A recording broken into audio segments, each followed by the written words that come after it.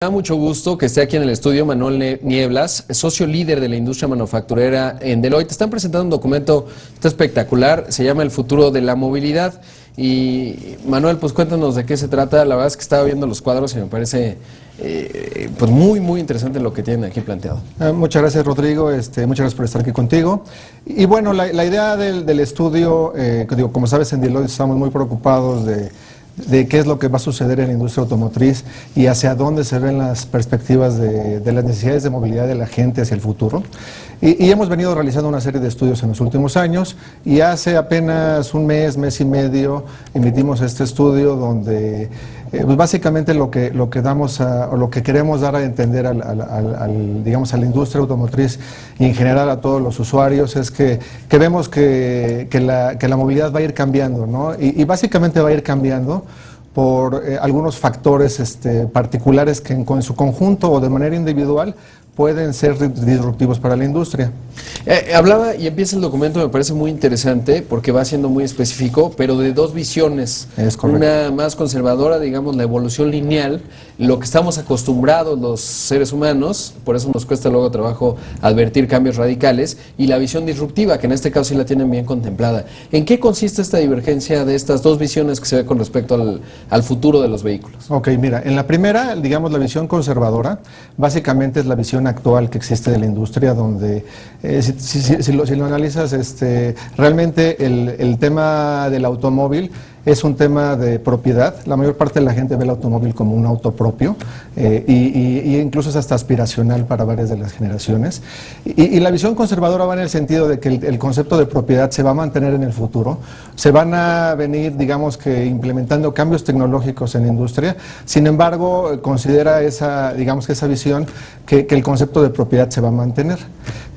Por otro lado, tenemos el famoso concepto de los autos autónomos, que también es un concepto muy innovador, del cual ya existe actualmente tecnología que está funcionando y que hace falta pues, aterrizar un poco más y que sea más accesible.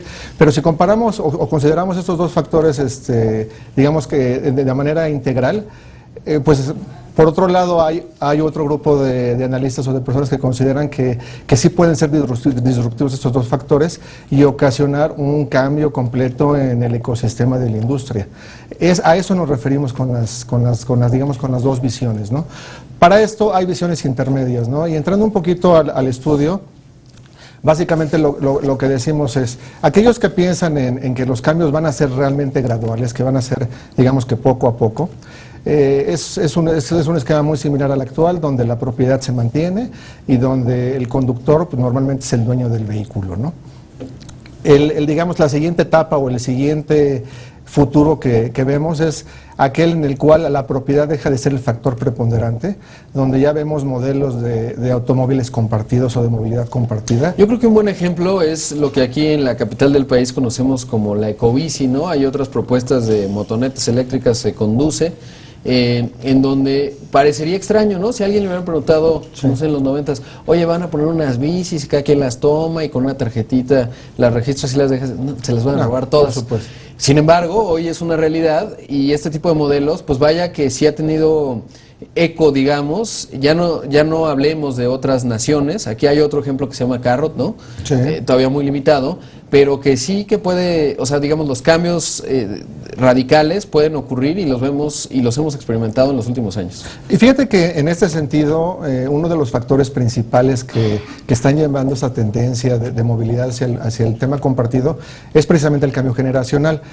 Como sabes, la generación Y, los famosos millennials, son personas que están más desapegados al tema de propiedad, que buscan un beneficio, digamos que más personal de los conceptos de movilidad y que están más dispuestos precisamente a compartir ese tipo de experiencia de moverse de un lugar a otro a través de medios compartidos. La bicicleta, como bien lo decías, es un claro ejemplo, pero así como ese, pues está el mismo auto y la visión o el futuro que nosotros vemos en esa parte es que poco a poco ese tipo de compañías como las que mencionas, incluso Uber en Europa está ya entrando en esquemas similares de tratar de conectar a la gente que va a lugares, digamos que coincidentes, de tal forma de que se compartan los costos y el costo, digamos, por kilómetro recorrido sea mucho menor.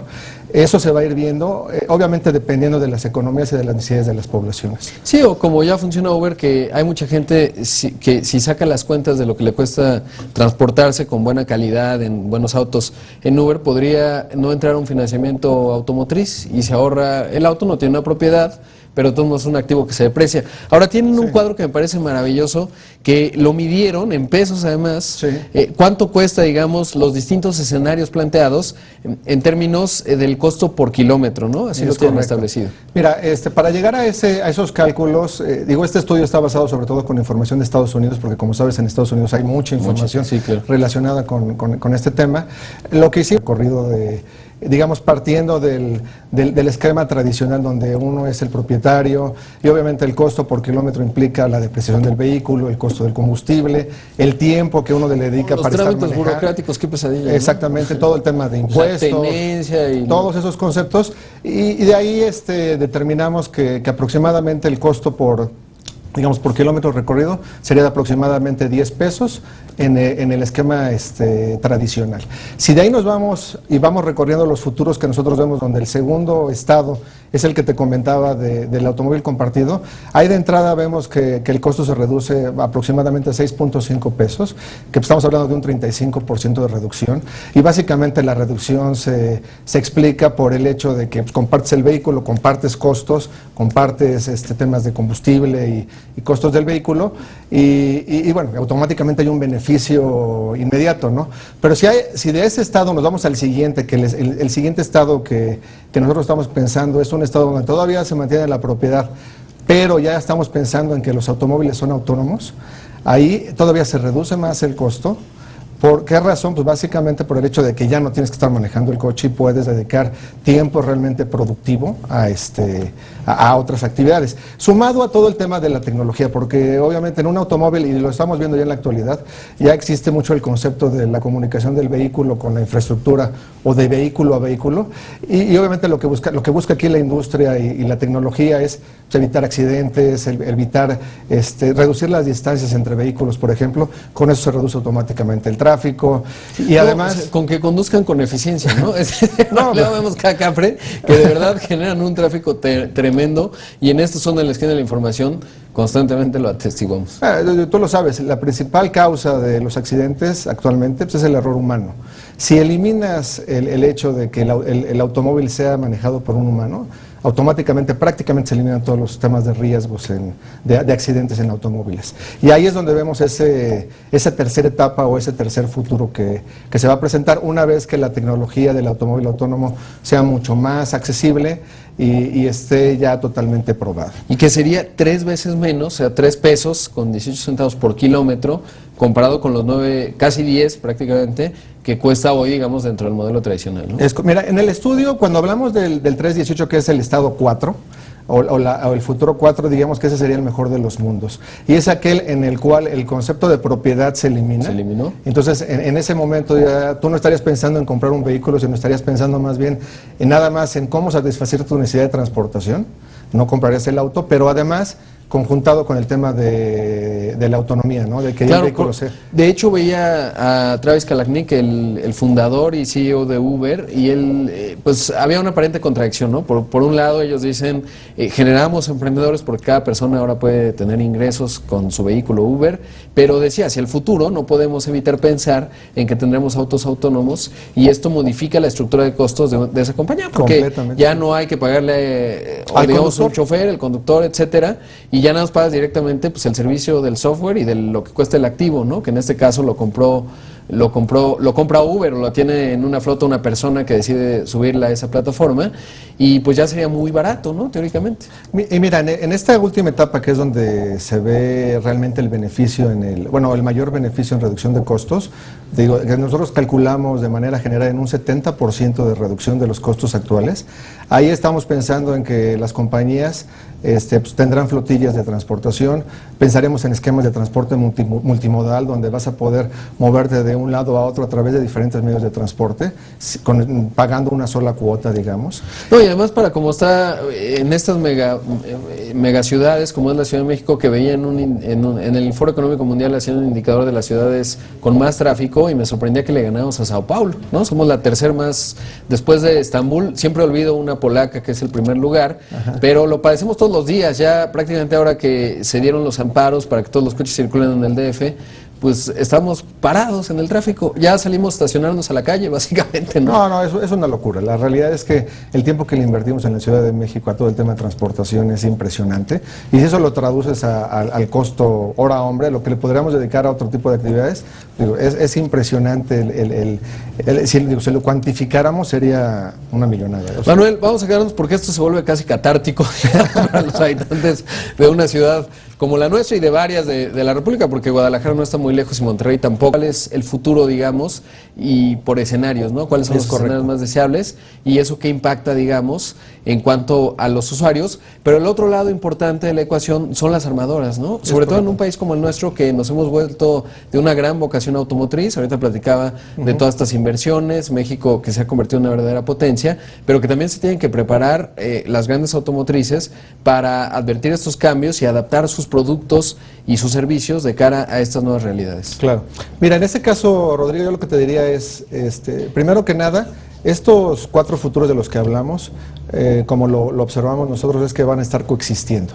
Y eso va a depender mucho de la ubicación geográfica, del tipo de población, incluso del tipo de economía, ¿no? Digo, vamos a ver países, por ejemplo, como Japón, que está muy cercano ya a tener una movilidad en el futuro 4, digo, quitando la parte de autonomía, pero donde ya realmente el esquema de transportación es impresionante, o países europeos que están muy similares, y países que están en desarrollo que apenas estamos avanzando y que estamos viendo cómo podemos irnos adaptando para mejorar precisamente esta problemática que tenemos, ¿no?